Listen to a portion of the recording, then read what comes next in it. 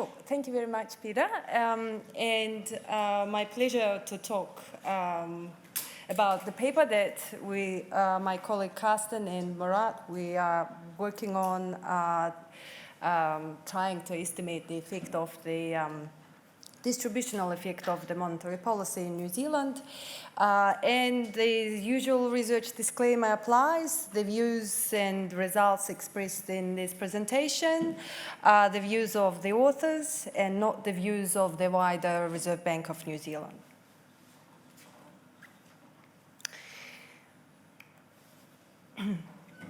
So in this paper, we estimate what is the effect of monetary policy on the distribution of wealth using a stylized model of New Zealand economy. So we calibrate this model to New Zealand microdata. Approaching this question from the modeling lens is especially important due to the lack of household level wealth data at the frequencies required to estimate this relationship. Before I will jump further to the further slides, I would like to highlight that monetary policy can affect wealth distribution in multiple ways. This effect can happen through two direct channels. First channel is the savings channel, which can appear due to an increase in the price of the existing assets. The second channel is the capital gains channel, the opposite. So the first channel is the savings channel, where changes in saving rates leads to a different stock of savings, which is wealth. And the second channel is the capital gains channel, which can occur due to an increase in the price of existing assets. This paper focuses solely on savings channel. So to motivate this research question, I would like to also mention that active monetary policy easing, especially after the global financial crisis, have received a lot of attention both domestically and internationally, where different multinational organizations and central banks were trying to look at what is the effect of monetary policy on income inequality, on wealth inequality. So we are trying to assess what are the distributional transmission channels of monetary policy in New Zealand, and hence try to estimate the net effect on wealth inequality. So to do so, we build a HANK model, heterogeneous agent new Keynesian model, capable of producing an endogenous distribution of wealth, similar to what we observe in the data, and then examine what are the distributional response to monetary policy actions. We use administrative data on earnings from Stats New Zealand IDI to endogenously generate ex-post variation in the accumulation of savings, which in turn generates a counterfactual wealth distribution. I probably won't spend too much time on related literature, but we'll give a big shout out to Karsten, who has solved HANK model, and I feel like we are lucky we have this model so that we can do this distributional effect on monetary policy. And this is just to highlight that similar models such as HANK was used in international literature before. Before I jump into the outlining what is HANK and what is included in the model, I would like to motivate why we're using heterogeneous agent new Keynesian model and not standard DSG model. What is heterogeneous about it? So to answer this question, we need to think of what we are allowing heterogeneity over. In this model, there is a continuum of individuals who are ex ante identical, but experience different realizations of labor productivity, which is realizations in earnings. This earnings heterogeneity influences the incentive to save in two ways. First way is those with high realizations now expect lower realizations in the future, so will save. And those who have low realizations now but expect higher realizations in the future will borrow. And the second way is each individual knows that there is a risk of being in a low earning state in the future, and so will save for precautionary reasons. These combinations of motifs generate heterogeneous savings rates among the individuals and will lead to an endogenous distribution of wealth. This differs from a standard representative agent New Keynesian model, where a level of wealth is generated but not a distribution. So in our Hank model, we have a model that represents an economic environment where distribution over wealth and income is determined in equilibrium. And through Taylor rule, we have monetary policy that responds to inflation. On the household side, we have households that are subject to uninsurable idiosyncratic labor income risks. So this could be changes in income that you cannot observe, me being fired, for instance, that would generate diverse employment histories. So due to different productivity and effort that individuals are putting and earning different wages, it will also lead to various wealth holdings.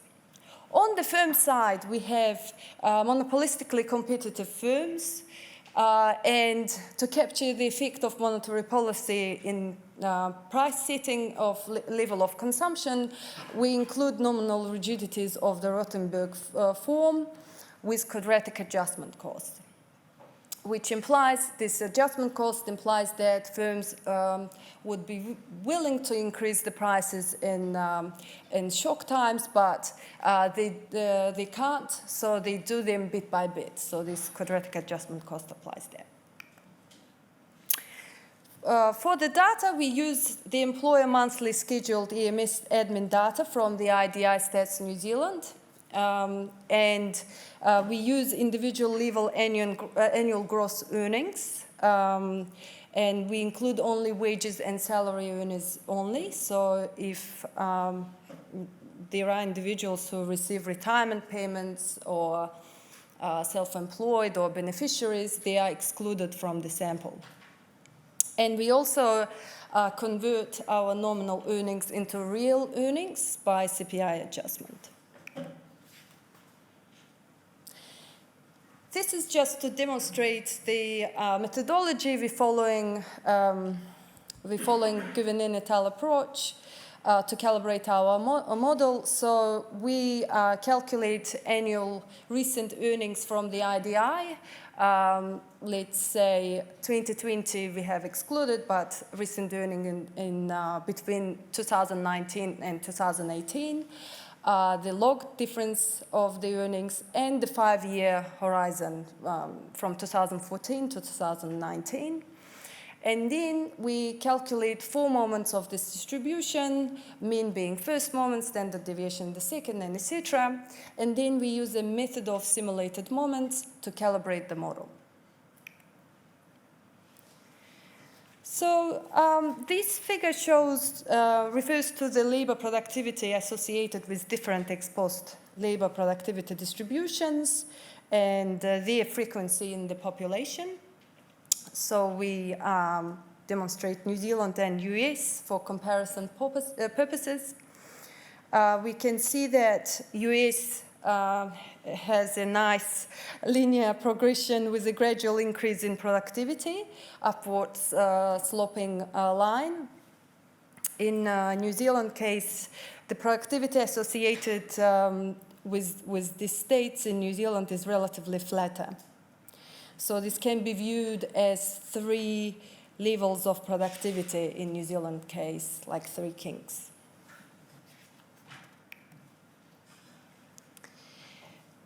And we also have the frequencies of individuals in the productivity states, which are significantly less spread in the US compared to New Zealand. In New Zealand case, we have the tails of the frequency of distribution that are larger. indicating that there are more cases of high and low productivity in the resulting productivity distribution. However, these high and low productivity cases in New Zealand, as per the prior graph, are diverse. So those graphs should be read together. And we also compare our calibrated numbers and the data between the US model and the New Zealand model. Although there are some discrepancies, in a ballpark, the numbers are not too far from each other, which is a good sign. To check the consistency and reliability of our model, we run impulse response function to a 25 basis point cut in the official cash rate. So this is the response to economic outcomes. We get standard outcomes that we should expect from a DSG model. This is one of the key graphs and key messages of our paper, indicating that 25 basis point cut in the OCR leads to a gradual drop in the wealth Gini coefficient by 0.5 percentage point, which reaches the trough by after the 5th quarter. And you can see from the numbers, they are the quarters. It takes around 8 years to partially reverse back.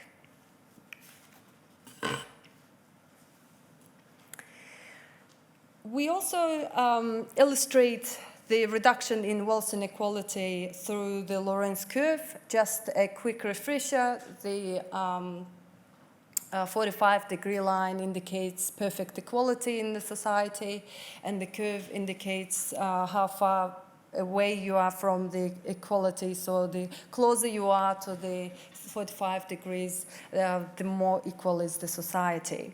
So the Lorenz curve orders individuals by their wealth level and then illustrates the cumulative share of wealth up until that individual. So giving us a perspective on inequality in the wealth distribution. And we can see that from the orange line, it barely moves. So following the reduction in the OCR, the effect on overall inequality is relatively limited. We also look at the response in the monetary policy easing by different wealth shares. These are the quintiles. The model suggests that the share of the wealthiest 20% of individuals declined by 0.33% following the monetary easing. This could be shown by the bottom curve with plus sign, which is the top 20% share of the distribution. The share held by the poorest 20%, the blue line, remains essentially unchanged.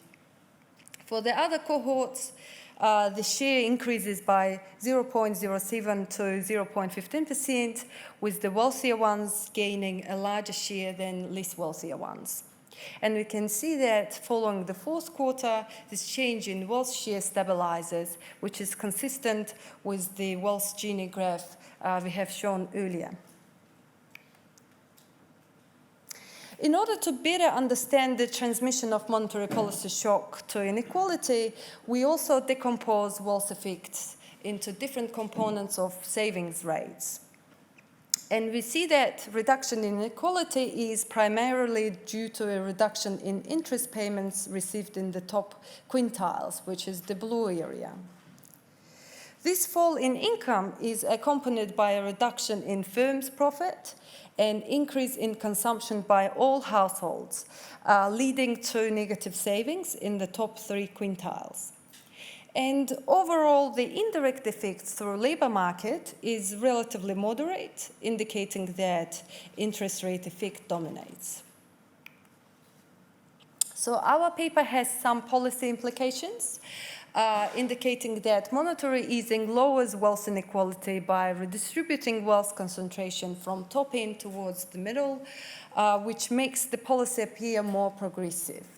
However, as I've mentioned in the beginning, I would like to highlight the two key limitations of our analysis. First limitation is that we have only one asset, which is bonds, in our model, and there is no secondary market for these bonds to mature, so bonds mature instantaneously. Which means the model doesn't allow to accumulate wealth through capital gains. And the second limitation is that we don't have housing assets in the model, and we are aware of these limitations, and we are going to undertake further modeling to better understand the effect of monetary policy on New Zealand wealth distribution. So I'll finish here and welcome your questions and comments. Thank you.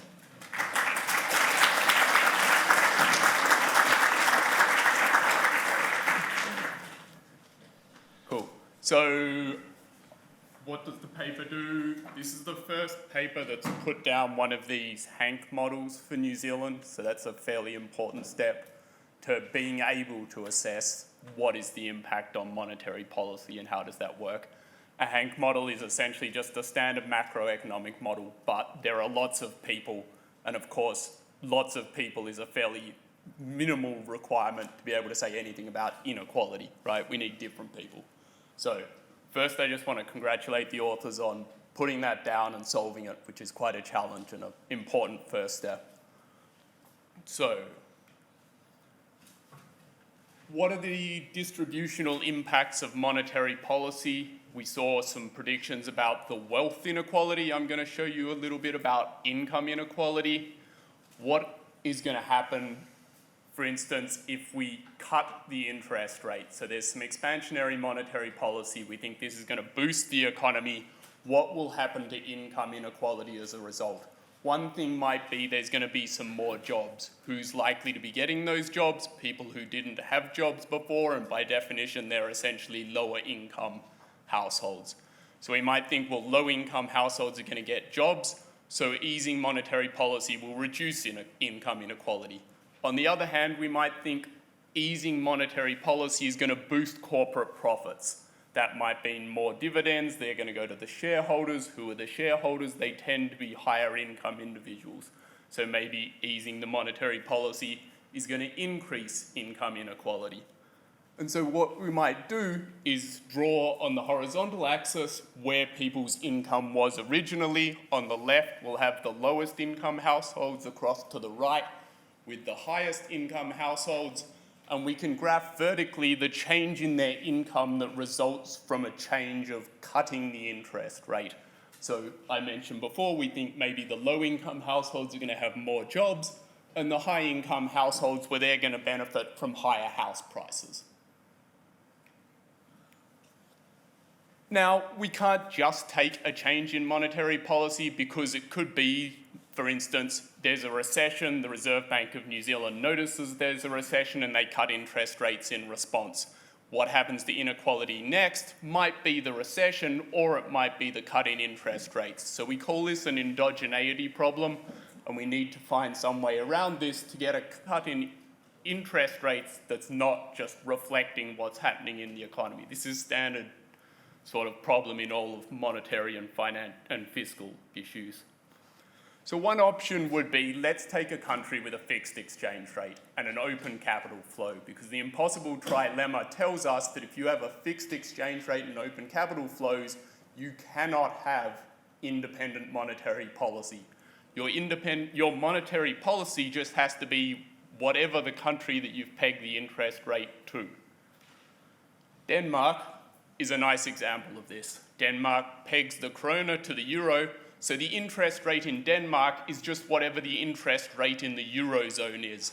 Now, if we think that the European Central Bank sets its interest rate and they don't think about Denmark while they're doing it, then that should be an exogenous interest rate change, and so we can take that and now just look what happens to inequality next.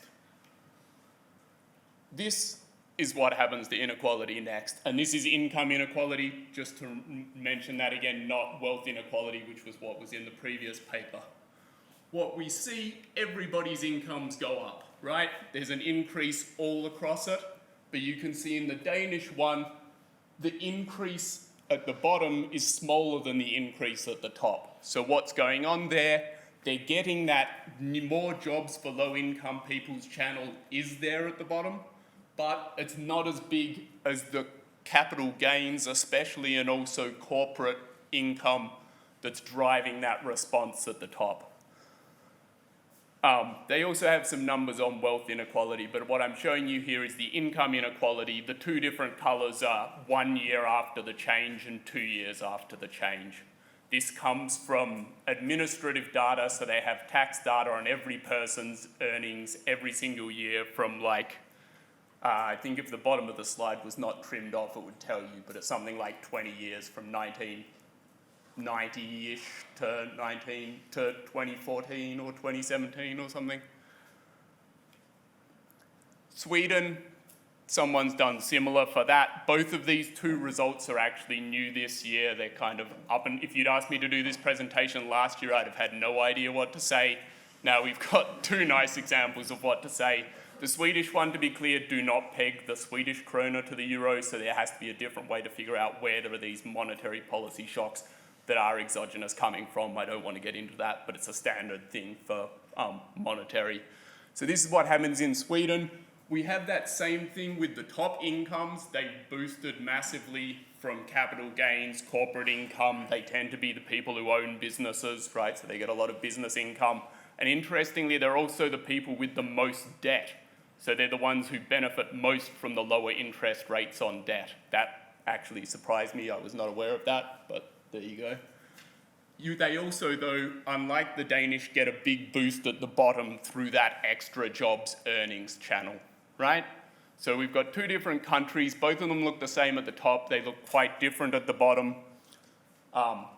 In Sweden, there's essentially no change in inequality if you measure it using a Gini coefficient, but you can see it has changed, but is that an increase or a decrease? Depends on whether you're more worried about the bottom or more worried about the top. All right, so we can do that previous stuff. The only assumptions going into the previous bits that I showed you were about how do we measure those monetary policy shocks. Everything else is completely non-parametric, no assumptions. That helps us to answer this first question of what are the distributional consequences of a given monetary action. But if the central bank spends half of its time raising the interest rates and half of its time cutting the interest rates, unless there's some massive non-linearities and asymmetries, those should kind of come out in a wash. So maybe this is not, with the impulse response functions, the question we really want to ask about it. Maybe we should be asking about the distributional consequences of the goals of monetary policy. We might be able to tell some similar goals to before, right? Inflation we can think of as a regressive tax. The benefits of a maximum sustainable employment we tend to think of, they're likely to fall to the people who didn't have jobs, who are likely to be lower income people. And the thing that I want to emphasize here is answering this kind of question. This is where we really need these models, right? Because what I showed you before with the impulse response functions, it's very nice, it's largely assumption-free other than how do you measure the monetary policy shock, but it cannot get at this question of what's the inequality impacts of the goals of monetary policy, and that's where these kind of models, getting the first one now for New Zealand is a big step forward to being able to do this. It'd be great to see more of these and really be able to get at this question of how are the goals of monetary policy impacting inequality. Yeah, that's all I have. The Danish one does see some numbers on wealth. You can look it up yourself.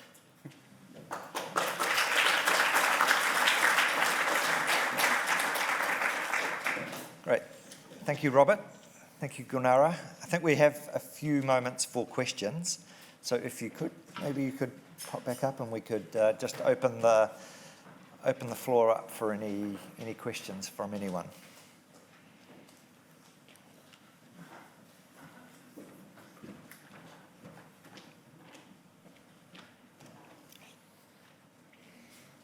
Thanks very much. Yeah, feel bad for going first twice in a row, but I'll take it. We've actually been doing some similar work at the Treasury, and we've been looking at where housing assets are held. And I was actually really stunned to find that they're held very evenly across income deciles, except for the very bottom and very top, but across the rest they're held very evenly. And actually housing as a proportion of wealth is pretty even across wealth deciles as well. So I wasn't sure if you were necessarily going to get a massively different result by including housing. But it did occur to me that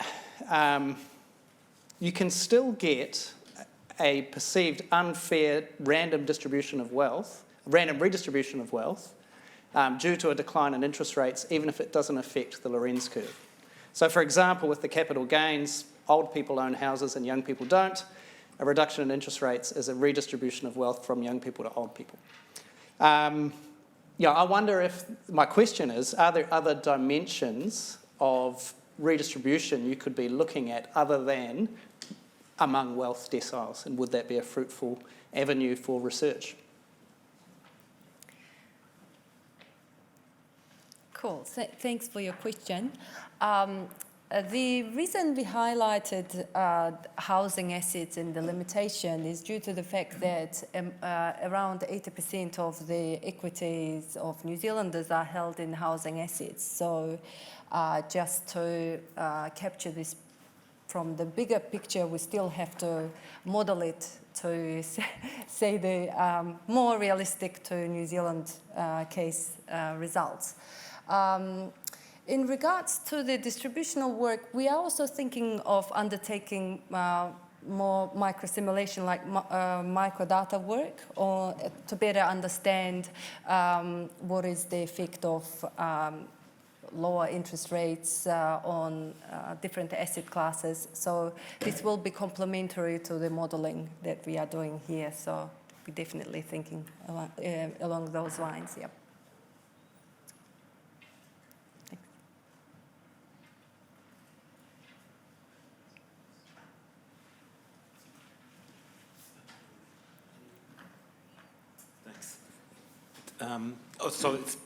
I want to repeat that, it seems like it's an impressive amount of work, and I can't imagine the computational work that was behind this. I have two questions, actually, and the first one is maybe a straightforward one. In terms of when we are looking at the effect of monetary policy on inequality, is this really the correct metric that looking at the impulse responses, or should we worry more about how different is the effect of monetary policy compared to a typical business cycle generated inequality? Wouldn't that be like, because anything that's going to move the business cycle around is going to generate within your model, and in reality, changes in inequality. Shouldn't we look at that rather than, how conditional on monetary policy, whether that's different than the standard business cycle? And my second question is, if maybe we can change the question that you had in the paper around, is that how inequality affects monetary policy? Because again, we have a lot of international evidence that basically the distribution of savings is very skewed, right? We have this new form of saving gluts. And a lot of people argue that that's kind of one reason why the neutral interest rates have been falling. So can you have you thought, what are your thoughts about that? And, can you do that, and whether you have investigated that? Thanks. Thanks, Gunesh. I am not a modeler. I am a micro economist. So, but we have thought about that definitely. And if Karsten is online, feel free to chip in. There was a question around how to model the impact of income inequality on the monetary policy. So we definitely thought about that, but I would lie to say whether it's possible or not. So.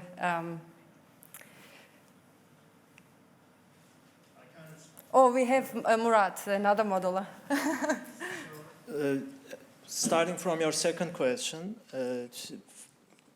the paper that this model was outlined, an earlier paper by Karsten and Fang, looked at this question of how income inequality, under different levels of income inequality, how monetary policy transmits. So that's something really that can be analyzed in these models. And your first questions, yes, actually, it's a very proper way to look, along the business cycle, when economy is hit by these various shocks, how the transmission of monetary policy or other shocks are different in terms of their distributional impact. So that can be analyzed too. So we should really consider this as a first step, like Robert kindly put it. It's very correct. It's a big investment from us to, work this out. But yeah, definitely some of the next steps could be those. Yeah.